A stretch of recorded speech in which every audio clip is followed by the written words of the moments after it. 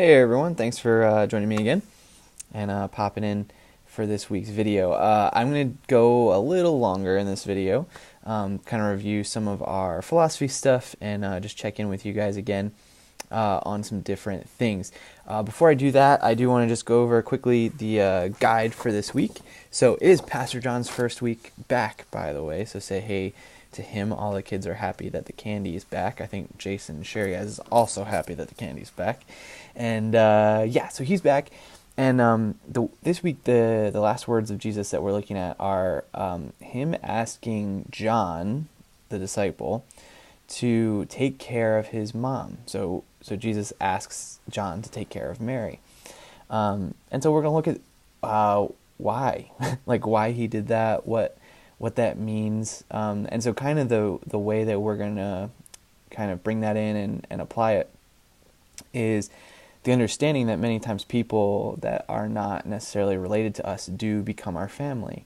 And we take care of them. And what does family do? And how does that work out? And how are we supposed to do that in the church, in a faith community, and also as believers for those who don't know Jesus yet? And so that's kind of the angle we're going. I don't think there's anything on here that's kind of crazy. We'll talk a little bit about what it means to be a family member of God. So, Scripture calls us brothers and sisters with Christ, co-heirs with Him.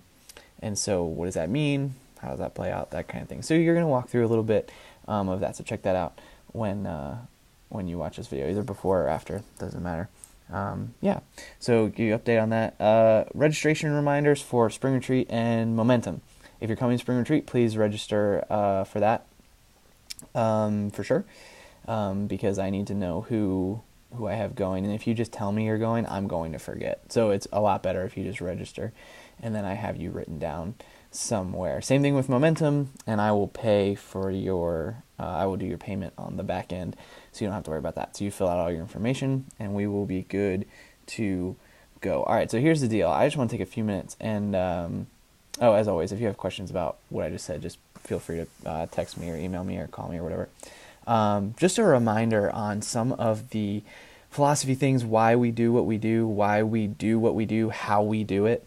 I think it's always good to kind of go back and say, okay, what are we really trying to do? How does it play out? Why do we do things the way that we do, and why do we think that they work? The first thing is I want you guys to remember the 5-to-1 principle.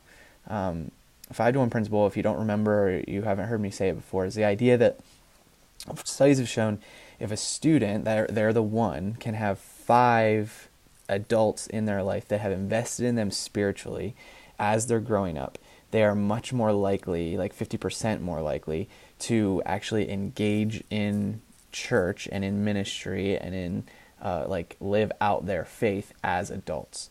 So those of us who are doing that, you can probably look back and count and go, okay, there was this person, this person, this person, this person. If that number is less than 5 of adults that have invested in the life of that child or student, they are not nearly as likely to re-engage back in church and do the kinds of things that you guys are doing, where you're reinvesting back then in generations that are coming after you. And so the reason we try, right, to have 2 staff members per group. We do pretty well with that for a couple. We need to add a couple. We need to find Jason a friend and Anthony a friend. But the reason we have you guys there is because that's a jump on that 5. Like, if we can get 2 people in there, that's at least 2 we're giving. Now, it's not always going to click. Every leader is not going to click with every student, but we're at least trying to set it up that way. And then it's the parents, and including that 5 is not parents. So it has to be 5 people outside of their parents.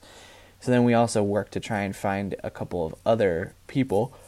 Sorry, I'm like half yawning. Who would be able then to invest in them as well, or it just may be someone else in their community. It could be a teacher, a coach, something like that. But that's where we try and go with that. Remember that when you guys show up, you need to come prepared, be ready, be consistent. So be around on a regular basis. Let the students know that they can count on you being there. And also show up at unexpected times. Ryan had a really good idea that played out really well, and we had a conversation about this last week.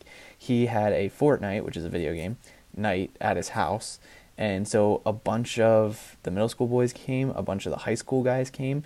They all played Fortnite together, and Ryan said to me this past week, he felt like that made a difference. Like, the kids got to see him. They got to see him in a different place. He played a game with them. He did what they wanted to do. He invited them into his home. And that just broke down barriers of, hey, I see you every week because my parents send me here and you're the guy that they gave to me. And it turned more into a relationship. And so that was an unexpected thing. The students didn't, they knew it was going to happen, but they didn't know he was going to do that before he announced it. And he was able to engage with them in a different way. Remember to do those types of things. It can be something you plan. It can also be something where you show up at their event, whether they expect it or not. Like, you show up at their game, you show up at their play, you show up at their concert. Those things really mean a lot to students, and they break down the barriers of relationship barriers that lead to greater conversations and investment when we actually get to Saturday nights, when you sit in a small group with them. And then last thing, I want you guys to find what works for you. So I've had some different conversations about, Trevor has done 1 or 2 lessons where he went off of this script. Like, he didn't actually use the study guide at all. He let me know ahead of time. He said, my guys have questions about this topic. Can I take a night and address them? I said, absolutely. So he did the work ahead of time. He addressed them. He sat down with it. You guys can do that. I had someone come to me and say, hey, we need to get Bibles for the students because they need to have them because they get too distracted by their phones. So we're going to make this a big deal where they're bringing their Bibles. It's awesome. You guys can tailor your time how you need. We provide the resources for you. We provide the place for you because I don't want you guys to have to worry about that. I don't want you guys to have to come up with something all the time. And I want our students to be engaging in the church service. Like, I want them to know that's for them. But at the same time, there's some really good stuff that you guys find out in these groups and you guys see that I don't. And so please feel free to tailor that. If you want to do a different study, if you want to add a little layer to what you're doing, please feel free to do that. Just let me know. And the only reason I even say let me know is because it's good for me to know. But if a parent comes to me and says, hey, this is happening, not that it would be negative or it could be positive, at least I'm in the know. And then if a new student comes and they say, hey, I'm thinking about starting in this small group, I would normally say to them, oh yeah, we do our studies off of the sermon. But if you're doing something different, I can let them know that something different is happening. So please feel empowered to do those things. Please feel free to get to know your group and use that time the best way you know how. So I hope that's helpful.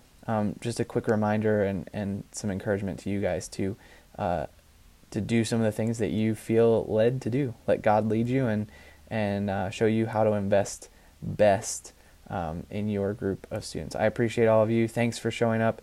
I will see you this weekend.